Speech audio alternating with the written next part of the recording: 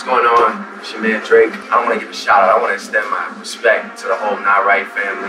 SK, I'm a big supporter, man. I go on every day, check it out, and I'm always, flattered when I'm on there. So from us here, October Zone, man, we appreciate you. We're looking forward to doing a lot in the future, man. Shout out Not Right. Decisions get made on the highest floors of Midtown Manhattan high-rises, where each corner office has incredible views of the city. Everything outside, it seems, moves in slow motion. From those heights, it's just as easy to dream up the big picture as it is to lose track of what's happening down on the street. In 2007, for anyone in entertainment, there were only so many appointments to see the gatekeeper. If you wanted to make it to the top, you either waited for the elevator or hit those stairs. Until a small number of kids behind keyboards began to ignore those buildings and erected their own. These were the blogs. I'm like, dude, what the fuck is a blog? We thought it was going to change the world. It was the wild, wild west. Blogs were personalized websites dedicated to hip-hop music and culture, run by people outside the system. You want me to give you my music for free? Are you nuts? He's like, don't you like computers and shit? And he did the typing move with his hands and shit. I was like, fuck yeah. I didn't see the storm that was coming. The most influential and popular blog in this universe, NowRight.com,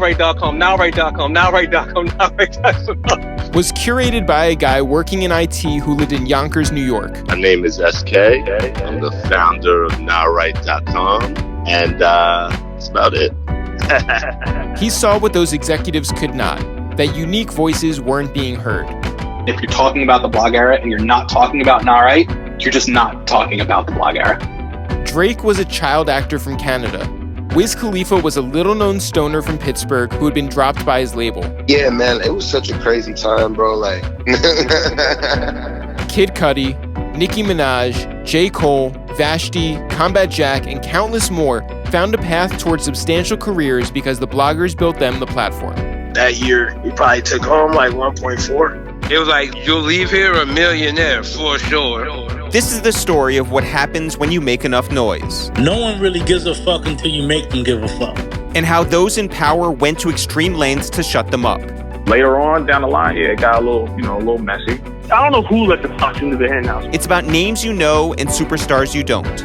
Industries shaken to their core and the fight for the control of pop culture. Complex took it from us. Complex sold it to advertisers and had to give that income to the record companies. And then the record company skipped us and just said, fuck it. It's also the story of supreme betrayal. If I want to do something to him, I go to St. Louis and slap the shit out of him. Federal agents knocking down doors. Cops in full gear jumped out with M16s drawn, told me to get on the ground, and I did just that. And people who created out of love losing everything. How much did your stomach sink? Oh, it was horrible. I mean, it's literally a car crash. I'm Eric Rosenthal. And I'm Jeff Rosenthal. And our voice, independent and outside, is here alongside 150 of our people in an effort to tell this shit right. Where it's the real. And this is the Blog Era. Subscribe now to the Blog Era, premiering April 19th, and listen wherever you get your podcasts.